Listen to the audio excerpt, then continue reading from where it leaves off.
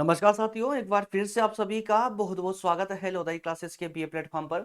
BA first year में प्राचीन भारत के इतिहास की इस सीरीज में आज हम डिस्कस करने जा रहे हैं एक और नया टॉपिक जिसका नाम है राजपूतों की उत्पत्ति। जी हां दोस्तों, राजपूतों की उत्पत्ति से संबंधित जितने भी सिद्धांत दिए गए हैं प्राचीन इतिहास में, उन सभी सिद्धांतों पर आज हम इस सेशन के माध्यम से उनको जानेंगे और समझने का प्रयास करेंगे कि राजपूतों की उत्पत्ति दरअसल हुई कैसे है। टॉपिक को एकदम व्यवहारिक रूप से समझेंगे, कोई उलझन नहीं रहेगी, कोई रट्टा नहीं मारना पड़ेगा और इवन कि आपको कोई नोट डाउन भी नहीं करना होगा। उसके लिए एक प्रॉपर नोट्स में आपको प्रोवाइड करने वाला हूं डिस्क्रिप्शन के माध्यम से। तो आइए शुरू करते हैं सेशन को। और ये जो सेशन है ये लेक्चर नंबर 37 अभी आप देख रहे हैं। इससे पहले 36 लेक्चर जो है प्राचीन भारत के इतिहास के सब्जेक्ट में हो चुके हैं। कंप्लीट पहुंच बनाना चाहते हैं तो डिस्क्रिप्शन में जाइएगा, वहां लिंक मिल जाएगी। अन्यथा आप जो है प्लेलिस्ट में जाइए, चैनल की प्लेलिस्ट में, वहां पर आपको सारे सब्जेक्ट जो है कंप्लीटली देखने को मिल जाएंगे। सारे सब्जेक्ट मतलब ये जो सारे सब्जेक्ट आप देख रहे हैं, लंबी list, BA first second third year, तीनों ईयर के ऑलमोस्ट सभी विषय इसी चैनल की प्लेलिस्ट में अवेलेबल है, जिन्हें आप आसानी से देख सकते हैं। इसके अलावा प्रतियोगी परीक्षा की तैयारी करने वाले छात्रों के लिए प्रज्ञान हिंदी के नाम से एक नया यूट्यूब चैनल मेरे द्वारा बना दिया गया है। नाम फिर से रिपीट कर रहा हूं, प्रज्ञान हिंदी, ठीक है ना। नया यूट्यूब चैनल है जहां पर मैं आप लोगों को प्रतियोगी परीक्षाओं की तैयारी करवा रहा हूं। Top 5000 all India GK series, current जो है डेली करंट अफेयर के सेशन वहां पर कंटिन्यू है। इसके अलावा जो सब्जेक्ट की आप लिस्ट देख रहे हैं, ये सारे सब्जेक्ट डिटेल में, कंप्लीटली डिटेल में कंप्लीट करेंगे उसको, ठीक है ना। नोट्स के साथ में सब कुछ मिलेगा आपको प्रज्ञान हिंदी प्लेटफॉर्म पे। अच्छा, ये आपका सिलेबस है जिसके अकॉर्डिंग यदि बात करें तो 3 यूनिट आपकी कंप्लीट हो चुकी है। यूनिट 4 पर हमारा ये सेशन आज मूव कर रहा है, राजपूतों की उत्पत्ति, उससे संबंधित विभिन्न सिद्धांत। आइए कंप्लीट डायरेक्टली बढ़ते हैं अपने सेशन में आगे। दरअसल दोस्तों, राजपूतों की उत्पत्ति की जब हम बात करते हैं तो इस टॉपिक में सिर्फ हमें उन सिद्धांतों पर चर्चा करनी है जो सिद्धांत अलग अलग मतानुसार दिए गए हैं। मतलब क्या हुआ कि अलग अलग विचारकों ने या अलग अलग इतिहासकारों ने या अलग अलग विद्वानों ने राजपूतों की उत्पत्ति के संबंध में जो सिद्धांत दिए हैं या जो विचार दिए हैं, उन्हीं विचारों को हम सिद्धांत के रूप में पढ़ रहे हैं। तो ज्यादा कुछ हवा बनाने की आवश्यकता नहीं है कि दिमाग पे ज्यादा हवा किया सिद्धांत, अरे ऐसा कुछ नहीं। अलग अलग विचारकों ने कह दिया कि राजपूतों की उत्पत्ति वहां से हुई है, तो उन्हीं विचारों को हमने सिद्धांत के रूप में गढ़ लिया। क्लियर है। लेकिन उससे पहले कुछ व्याख्या के रूप में कुछ बातें हम जरा यहां पर कर लेते हैं। दरअसल दोस्तों, भारत के इतिहास में अगर हम राजपूतों के शासन की बात करें कि राजपूतों का शासन कब से कब, मतलब कब से देखा गया है भारत में, तो ये मान के चलिए कि 7वीं शताब्दी से लेकर के 12वीं शताब्दी के बीच का जो समय काल रहा है ना, इस समय काल में भारत में जो राज्यों को देखा गया, उन राज्यों के जो शासक थे वो राजपूत शासक रहे हैं। कौन रहे? राजपूत शासक रहे हैं। इसके अलावा यदि ये में कि ड्यूरेशन की बात करें तो जब हर्षवर्धन की मृत्यु हुई, मतलब कि 648 का जब समय खत्म हुआ, क्योंकि 7वीं शताब्दी कहा ना मैंने, तो 648 मतलब हर्षवर्धन की मृत्यु से लेकर के 1200 ईस्वी के मध्य के बीच में, मतलब 1200 के बाद में आपका मध्यकाल स्टार्ट हो जाता है। मतलब मुगल काल है ना। मध्यकाल में क्या होता है, मुस्लिम साम्राज्य स्थापित हो जाता है भारत में। तो मुस्लिम साम्राज्य से पहले और हर्षवर्धन की मृत्यु के बाद का जो बीच का समय रहा है, जो बीच की अवधि रही है, ये राजपूत शासकों के वंशों की रही है, जिन्होंने सफलतापूर्वक भारत पर अनेक प्रदेशों पर राज्य किया है। अब इसके अलावा यदि बात करें कि ये राजपूत, चलिए ठीक है कि एक हमें अवधि तो पता चल चुकी है कि 7वीं ईस्वी से लेकर के और 1212वीं ईस्वी के बीच का जो समय अवधि रही है, जो काल रहा है, इस बीच में राजपूत शासकों ने राज्य किया था भारत पर, ये ठीक है। लेकिन ये राजपूत शासक आए कहां से? जैसे जब हम बात करते हैं यार मुगलों की, तो मुगल कहां से? भाई मध्य एशिया से आए थे। भारत पर कई आक्रमणकारी आए, तो ये कहां से आए? तो ये भी जो है मध्य एशिया से आए थे। ये सब ठीक समझ आता है। तो राजपूत कहां से आए थे, इनकी उत्पत्ति कहां से हुई है, ये कौन थे, कहां से आए, इनकी उत्पत्ति कैसे हुई है, यदि इन बातों को जानना चाहते हैं हम, तो उसके लिए हम अलग अलग विचारकों के विचारों को हमें जरा समझना होगा। और उन्हीं विचारों को हम सिद्धांत के रूप में पढ़ने वाले हैं, जो आगे स्लाइड में आपको दिए गए हैं।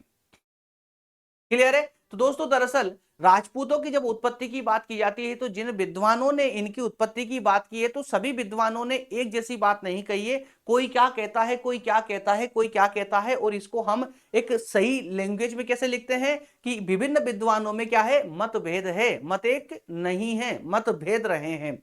राजपूतों की उत्पत्ति के संबंध में विद्वानों में, इतिहासकारों में, विचारकों में मतभेद रहा है। खैर जो भी रहा हो, जहां से भी इनकी उत्पत्ति हुई हो, जहां से भी ये आए हो, है ना, दरअसल अगर ऑल ओवर बात करें तो राजपूत जो रहे हैं भारतीय उपमहाद्वीप के वीर योद्धा और शासकों का एक प्रमुख समुदाय रहा है। उनकी उत्पत्ति के बारे में अब कुछ सिद्धांत हम पढ़ने जा रहे हैं, जिनमें सबसे ज्यादा जो प्रचलित सिद्धांत है वो है कौन सा, अग्निकुंड सिद्धांत। क्या नाम है, अग्निकुंड सिद्धांत। बस ये पॉइंटों को याद रखिएगा, इनकी व्याख्या तो मैं आपको याद करा दूंगा, ठीक है। सिद्धांतों के नाम याद रखिएगा आप, बाकी जो उसकी डिस्क्रिप्शन है वो मैं याद करवा दूंगा आप लोगों को। अग्निकुंड सिद्धांत का मतलब क्या हुआ, ये सबसे ज्यादा प्रचलित सिद्धांत रहा है, सबसे ज्यादा प्रचलित सिद्धांत। अच्छा, ये सिद्धांत मिला कहां से हमको, तो ये सिद्धांत दरअसल दोस्तों चंद्रबरदाई के द्वारा लिखित पृथ्वीराज रासों में वर्णित है। इस सिद्धांत के फुल डिटेल यदि आप पढ़ना चाहते हो ना तो आप पढ़ सकते हो चंद्रबरदाई का पृथ्वीराज रासो, उसमें आपको डिटेल में अग्निकुंड सिद्धांत पढ़ने को मिल जाएगा। और इस पृथ्वीराज रासो के अकॉर्डिंग, के अनुसार, राजपूतों की उत्पत्ति जो है ना माउंट आबू के अग्निकुंड से हुई है। ज्वालामुखी पर्वत है ना माउंट आबू, तो उस माउंट आबू का जो अग्निकुंड है, मतलब ज्वालामुखी का जो है ना, ज्वालामुखी उद्गार से इनकी उत्पत्ति हुई है, ऐसा माना जा रहा है अग्निकुंड सिद्धांत के अनुसार।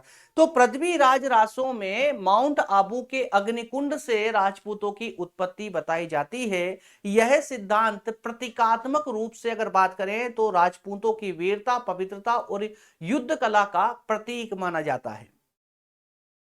क्लियर है, तो एक सिद्धांत तो राजपूतों की उत्पत्ति का अग्निकुंड सिद्धांत हो जाता है, जिसमें डिस्क्रिप्शन में सिर्फ इतना ही आपको याद रखना है, चंद्रबरदाई के द्वारा लिखित पृथ्वीराज रासो से यह सिद्धांत हमें प्राप्त होता है, जो कहता है कि माउंट आबू के अग्निकुंड से राजपूतों की उत्पत्ति हुई है। और इस डिस्क्रिप्शन के माध्यम से या डिस्क्रिप्शन के अनुसार, माउंट आबू से उत्पत्ति के अनुसार अगर बात करें तो ये उत्पत्ति बताती है, प्रतीकात्मक रूप से बताती है कि राजपूत जो है वीर रहे हैं, पवित्र रहे हैं और युद्ध कला में प्रवीण रहे हैं। क्लियर है। इसके अलावा अन्य सिद्धांत की बात करें तो एक अन्य सिद्धांत में आता विदेशी मूल सिद्धांत। तो जब कुछ विचारक या इतिहासकार या विद्वान अग्निकुंड सिद्धांत को मानने के पक्षधर थे या कहे कि समर्थक रहे हैं, तो कुछ विद्वान या इतिहासकार ऐसे भी रहे होंगे जिन्होंने उसको नकारा होगा।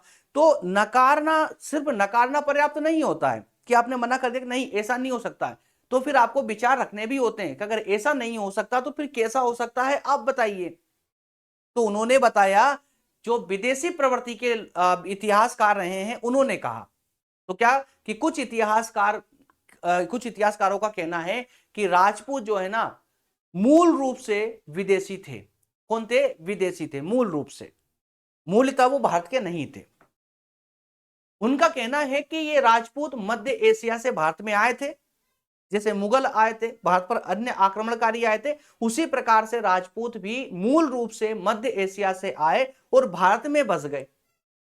जैसे हूण, शक, कुषाण, गुर्जर जातीय जिस प्रकार से भारत में आई है, उसी प्रकार से राजपूत भी इन्हीं जातियों में से थे जो आए भारत में आकर के हिंदू संस्कृति को अपना करके, और ये राजपूत समुदाय का यहां निर्माण हो गया। जिसे इन्होंने भारतीय संस्कृति या हिंदू संस्कृति को अपनाया, यहां पर राजपूत समुदाय के रूप में ये निवास करने लगे। ये मानना कुछ इतिहासकारों का ये मानना है। तो वहीं कुछ इतिहासकार इन्हें क्षत्रिय मूल का मानते हैं। क्षत्रिय मूल सिद्धांत के अनुसार क्या बोलते हैं, क्षत्रिय मूल का सिद्धांत कि मूल रूप से ये क्षत्रिय थे। कुछ इतिहासकारों का मानना है कि यह सिद्धांत राजपूतों को वैदिक काल के क्षत्रियों का वंशज मानता है। वैदिक काल के जो क्षत्रिय रहे हैं उनका वंशज मानता है राजपूतों को। राजपूतों को प्राचीन वैदिक परंपराओं और धर्मशास्त्रों में वर्णित क्षत्रिय वर्ण का ही विस्तार माना गया है। अब यदि आप इसको व्यवहारिक रूप से समझो तो आसानी से यह कहा जा सकता है कि भाई वैदिक काल में जो क्षत्रिय लोग थे, तो उस क्षत्रिय लोगों का जो वंश है ना, वंश बढ़ते बढ़ते आगे जब जब उस वंश का विस्तार हुआ तो वैदिक काल के क्षत्रियों के वंशजों का विस्तार ही आज का राजपूत वंश है। ठीक है, तो क्षत्रिय मूल सिद्धांत क्या कहता है कि जो राजपूत वर्तमान के राजपूत हैं ये मूल रूप से क्षत्रिय रहे हैं। जो वैदिक काल में क्षत्रिय देखे गए थे वही क्षत्रिय आज राजपूत वर्ग के रूप में विद्वान है। इस मत के अनुसार राजपूत वैदिक काल से ही योद्धा वर्ग के रहे हैं जिनका कार्य समाज और राज्य की रक्षा करना था। क्लियर है? तो मूल रूप पकड़ लीजिए आप लोग, हर सिद्धांत की एक मूल जो है ना, एक जो बेसिक लाइन है उसको पकड़ लीजिए। विदेशी मूल का सिद्धांत 2 नंबर सिद्धांत क्या कहता है? राजपूत विदेशी थे, मध्य एशिया से आए थे।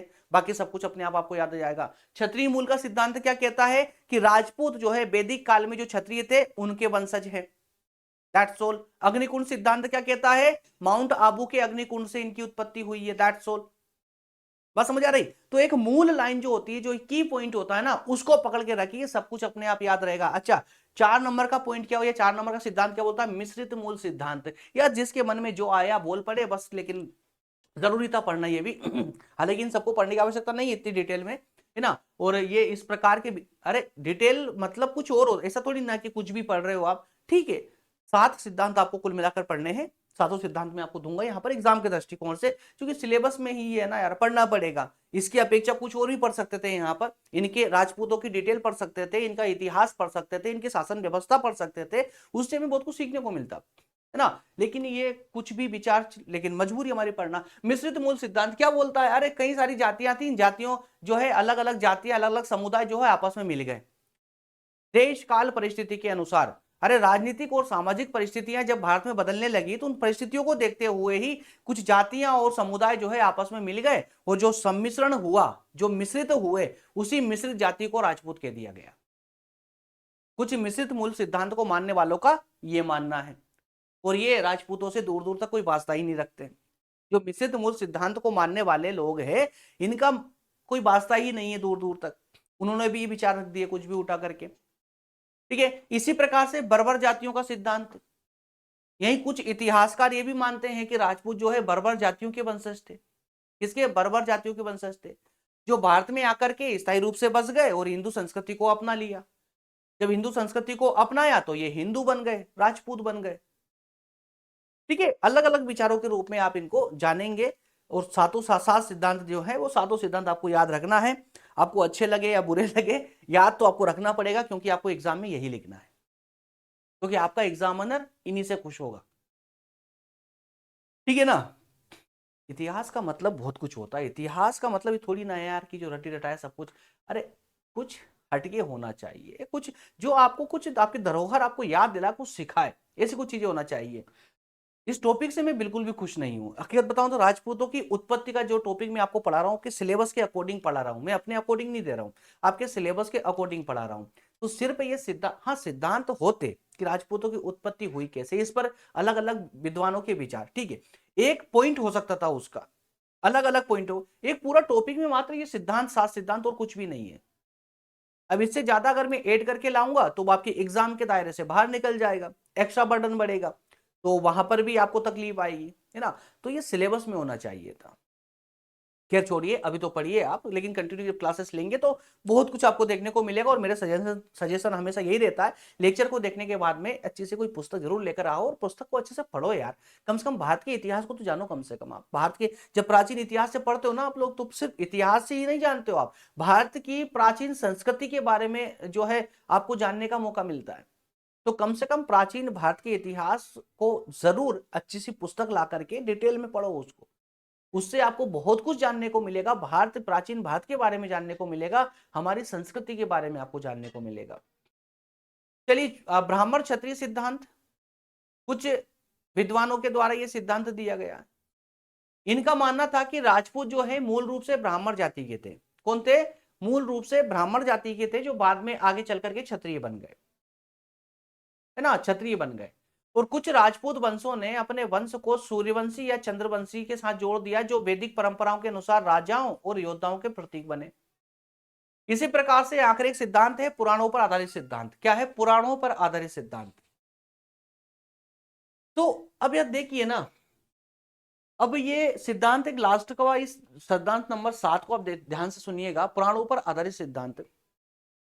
अगर राजपूतों की उत्पत्ति के संबंध में या राजपूतों के बारे में अगर पुराणों में व्याख्यान दिया गया है, तो समझिए कि ये जो वंश रहा है कितना प्राचीन रहा होगा।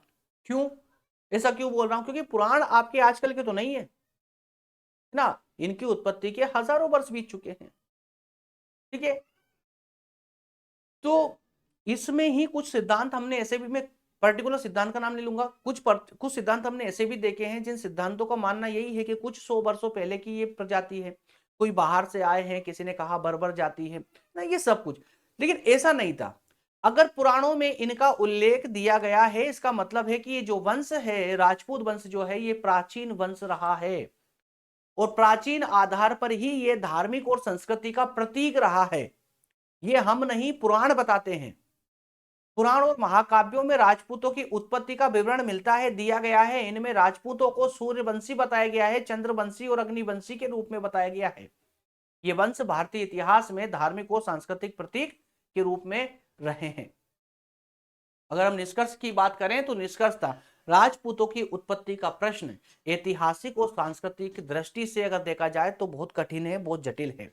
इनकी उत्पत्ति दरअसल हुई कैसे, लेकिन विभिन्न सिद्धांतों में विभिन्नता होते हुए भी एक बात तो एकदम स्पष्ट हो जाती है, एक बात एकदम क्लियर है कि राजपूत भारतीय इतिहास के गौरवशाली योद्धा रहे हैं। चाहे वे विदेशी क्षत्रियों के वंशज रहे हो, है ना, चाहे वो वैदिक क्षत्रियों के, जो वैदिक काल के जो क्षत्रिय रहे हैं उनके वंशज रहे हो, चाहे वो विदेशी आक्रमणकारियों के उत्तराधिकारी रहे हो, चाहे राजपूतों ने भारतीय संस्कृति, धर्म और राजनीति में महत्वपूर्ण भूमिका निभाई है। उनका इतिहास वीरता, त्याग और सम्मान की कहानियों से भरा पड़ा है, जो आज भी हमें प्रेरणा प्रदान करता है।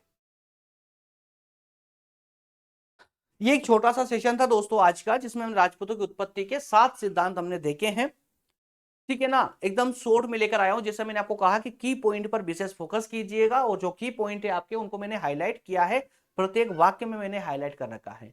इसी की पीडीएफ की लिंक आपको डिस्क्रिप्शन में अवेलेबल है, जिससे आप आसानी से डाउनलोड करके रिवीजन लगा सकते हैं और नोट्स भी उसके माध्यम से बना सकते हैं। लेक्चर नंबर 38 में, मतलब कल वाले सेशन में, हम बात करेंगे प्रमुख राजवंशों पर। कौन कौन से राजवंश? गुर्जर, प्रतिहार वंश, कलचुरी, चंदेल और परमार वंशों पर हम कल बात करेंगे। और मैं कोशिश करूंगा कि एक ही लेक्चर में इन 3-4 वंशों को एक ही लेक्चर में कवर करवा दे। हाँ, थोड़ा सा सेशन लंबा हो सकता है, बड़ा हो सकता है, लेकिन कोशिश करेंगे कि एक ही लेक्चर में इनको कंप्लीट करवा दे, क्योंकि प्राचीन इतिहास की इस सीरीज में ना काफी सेशन हो चुके, काफी लेक्चर हो चुके हैं। तो अब मैं और ज्यादा नहीं बढ़ाना चाहता। दरअसल अभी जो है हम डिस्कस कर रहे हैं 37 पर, है ना। तो अब अगर आगे और आगे बढ़ते हैं तो लगभग ये मान चलिए, अगर एक एक वंश को अलग अलग समझेंगे ना, तो समथिंग 50 के आसपास अराउंड पहुंच जाएगा। तो इतना ज्यादा लंबा खींचना जरूरी भी नहीं है। चलिए मिलेंगे अगले सेशन में, ठीक है। डिस्क्रिप्शन में पीडीएफ की लिंक दी गई है, व्हाट्सएप और टेलीग्राम ग्रुप की लिंक भी दी गई है, जिससे आप ज्वाइन कर सकते हैं आसानी से। सब कुछ फ्री ऑफ कॉस्ट है, नोट्स वगैरह, और सारे नोट्स आपको एक साथ जो है आपको टेलीग्राम या व्हाट्सएप ग्रुप पे ही अवेलेबल कराए जाते हैं। तो जल्दी से उनको ज्वाइन जरूर कर लीजिएगा। सेशन अच्छा लगा है तो लाइक का बटन दबा दे, थोड़ा सपोर्ट कर दे हमको लाइक का बटन दबा करके। और साथ ही साथ में नए हैं चैनल पर, अगर नहीं जुड़े अभी तक, तो सब्सक्राइब करके जुड़ जाइए लोधरी क्लासेस के साथ में। मिलेंगे अगले सेशन में। Thank you so much.